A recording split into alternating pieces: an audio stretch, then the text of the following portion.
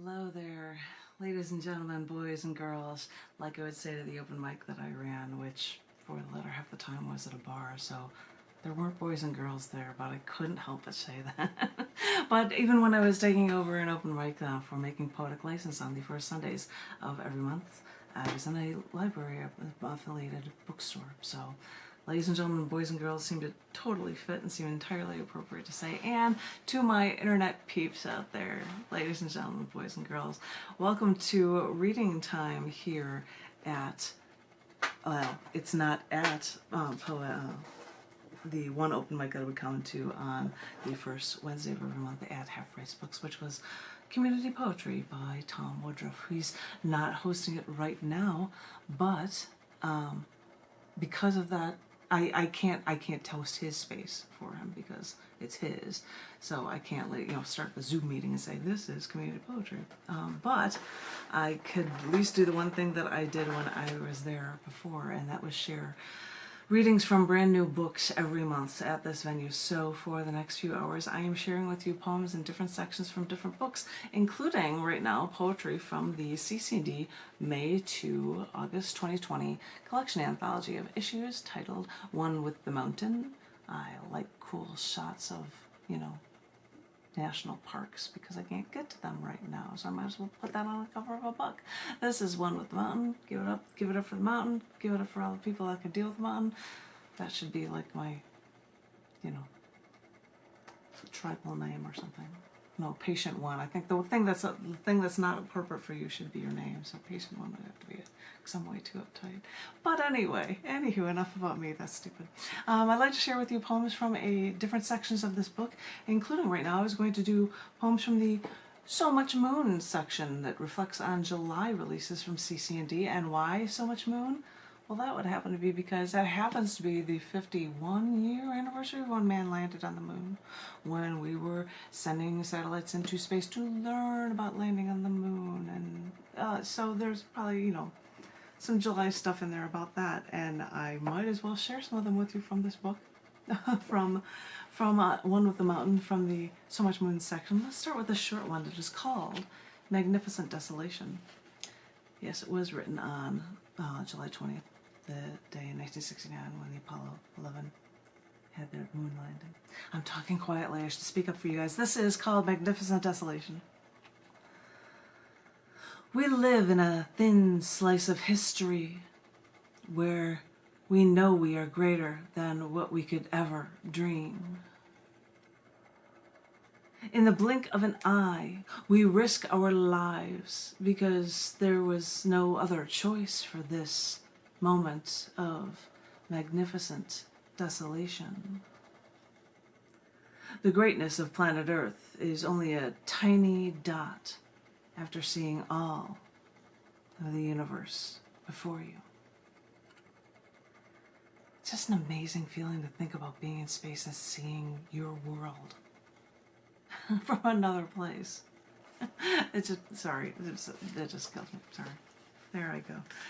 But I'll do another short one with you and find some more events poems with you, like this poem that was written on May 7th, which was the day in 1456 when a retrial verdict against Joan of Arc occurred of heresy. And they found that she was, they relieved her of all of her charges 25 years after her death.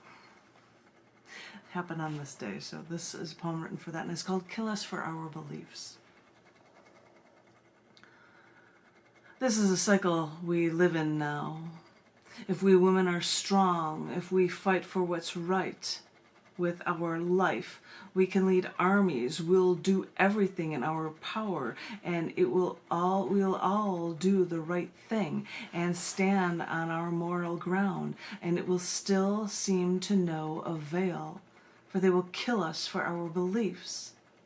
It won't matter in the here and now what happens to us, even if the ones who killed us later acquit us for any more wrongdoing. Women face uphill battles every day, but struggles do lead to change, even if only after a lifetime of fighting.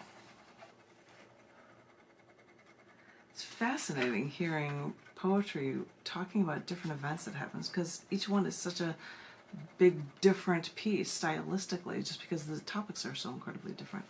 I have got one. We've got a couple 2-pagers that I'd like to share with you. 2 or 3 of them. This one was written up for American Zoo Day, which is July 1st. Did you know that? American Zoo Day is July 1st. Well, now you do. This poem is written for that, and it's called Zoos, Big Brains, and Opposable Thumbs. We think we understand so much about the world. We think we are masters over it, and in a way, we are. Our big brains figured out how to put our opposable thumbs to good use, and we started settling, building, and man, that made us hungry. So us and our big brains figured out how to kill animals for protein. But more than that, killing was also a real sense of conquest, because after all this building, we had to protect what's ours. And that whole what's ours thing's really caught on with more and more people with such big brains. We got territorial and wanted to show off all that we had conquered, to show the rest of mankind how not to mess with us. But as more and more people came around, we humans couldn't hunt for ourselves. We were all too busy thinking with our big brains to hunt. So somebody out there got this ingenious idea to mass produce and factory farm animals, all because we think we need more protein than what plants provide. And this changed animals globally. And our big brains now work in one place. And when these animals became different in different parts of the world, well, why don't we humans do what we humans do best and just capture some animals, to show them off for people so that we humans can remember what many different animals are like, before we took over the world and then relegated these animals to worthless things in the human realm after missing out on big brains and opposable thumbs. It's cool that we keep these animals caged and contained like this, because I don't know if I'd have the time or money to fly down a safari trip and have the chance to be able to kill these animals myself, since that's what we do, It's so good to see that these animals, what they're actually even like, before we just mess them up so much. Because it's fun to bring kitties to the zoo. Maybe if they're lucky, they can feed some animals and they can connect with something different animals that we adults apparently have just forgotten. Amazing how we treat animals. We think of for zoos or for food or whatever, so that was a fun one. But this one, hey, welcome, change of pace. This is the next poem for you, and it was written for the day, July 2nd, the day in 1566 when Nostradamus died. As I told you, you've got different themes here for pieces, so let's try this poem for you. This is called Vaguely Crafted Verses. When you first fall and no one is there to pick you up, dust yourself off, for you have the power to keep going. Now facing a solitary battle, the one you once trusted will turn against you and rip you of your innocence. Your intellect will lead to extinguishing all doubt of capabilities once you truly reveal yourself. When all seems safe and clear, terror will come from behind and leave you defenseless to piece your life back together. After leaving for too long and not seeing the signs is when the beyond claims loved ones to the afterlife. approaching new struggles. True safety will arrive when you least expect it and bring you true love to your destiny. The beauty in the vagueness of just the right combinations of words and thoughts can revolutionize the astrologer. Claiming vague notions based on only on things they can decipher leads leaders to the paranormal to hone in on the desperate. Those looking for answers, those who don't know where to turn, those are the ones open with their minds to the impossible. This is when they open the door, and this is when you step in with just the right words to guide them through to what you choose. The astrologist is a wordsmith, vaguely piecing together a script anyone can believe, so they will blindly follow. And that vagueness is the key, because no one can prove you right or wrong. You were just sharing words. So listen to these words, and some of these passages will ring true to you. Pieces that you thought, piece your thoughts into these words and make them your own. Connect with them, because throughout the ages, this is the real power of words. I think that's fascinating because it starts with like individual pieces that one of them sounded just like a 9/11 thing. They were just, little 4-line things. You can infer whatever you want out of these things, which is the whole point of that poem, I guess. But I need to share with you this poem that is in a sometimes appearing section of cc&d called Chicago Pulse, Sweet Poem Chicago. If there is something in Chicago themed in an issue, it'll get into its own section, and this for July, hey, it was in a Chicago Pulse section, and this is called Urine and Fireworks. Everyone usually talks about the 4th of July, taking it off and watching fireworks. But the cool thing about Chicago was that they did their huge fireworks show on the day before, on July 3rd, every summer. Then the Chicago Symphony Orchestra would play a symphony and the band shell live to accentuate the fireworks show. And it was amazing to use this chance to cram all races and ages of Chicagoans together on the grass by Lake Michigan, right at the end of the Taste of Chicago, right at a time when everyone wanted to get together and celebrate. This was the time everyone and their brother took the L train, because there was no way that you were going to find parking this night. And I can't tell you how many years I did this, but then I heard that Chicago was going to change future fireworks dates for the 4th of July from the 3rd back to the 4th.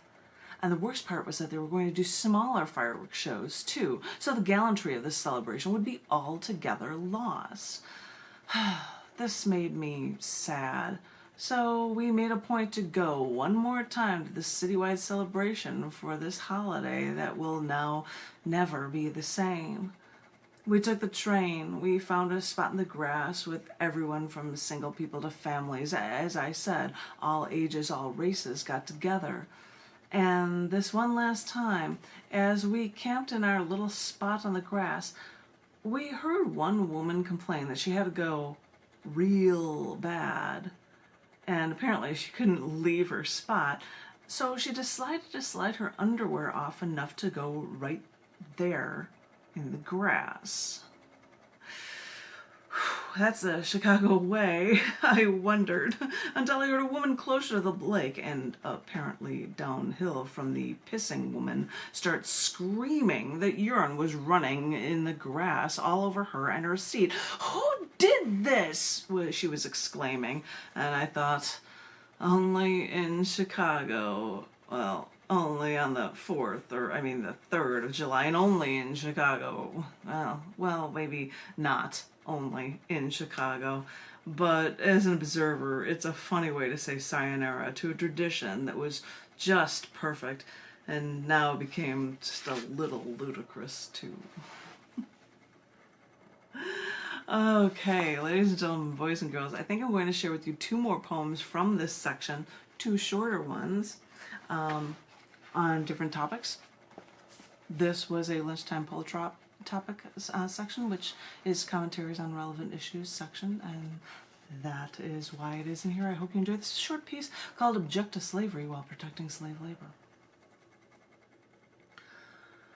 A U.S. pro football player protested standing during the national anthem because of centuries of racial harassment and discrimination and police brutality. His protests cost him his NFL job, but secured him a position as a poster boy for the largest global shoe company.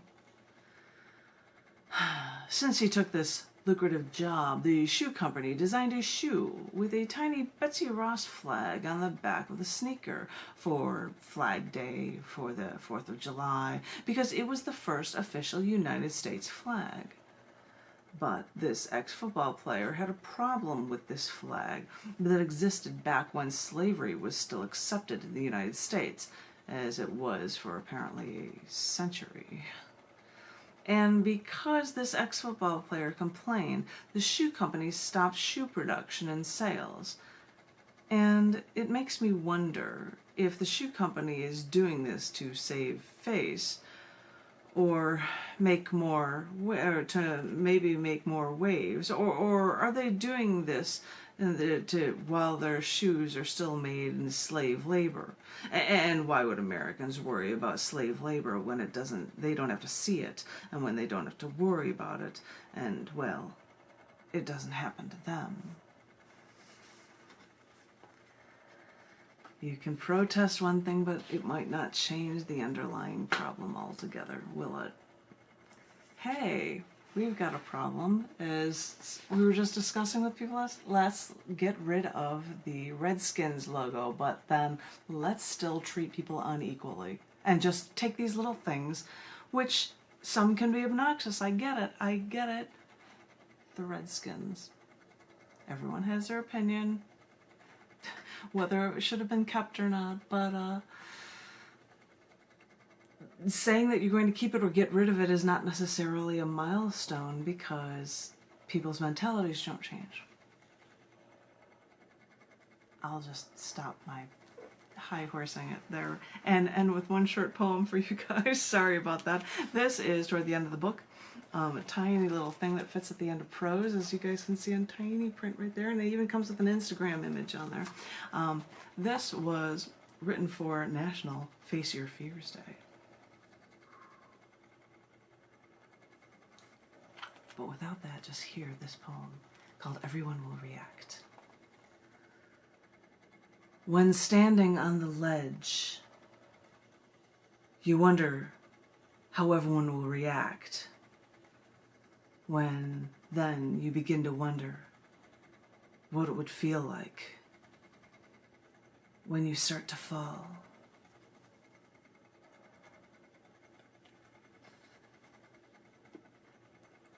I'm sure people are thinking, oh my God, somebody's killed themselves. It could be somebody jumping out of an airplane. It's Face Your Fears Day. So that's what that short little piece was for. And that's the one I'm going to close off in this section of reading for you guys from the cc&d Made August 2020 Collection Anthology 1 with the Mountain. I hope you've enjoyed the readings. These are available. This 426-page book is available for sale through Amazon right now if you're interested. You don't even have to deal with people. You can just have something delivered to your door. Rock on. Anywho, so stay poetically inclined, stay literary, stay safe, and know that you are loved. Thank you for listening, everyone. Thank you very much.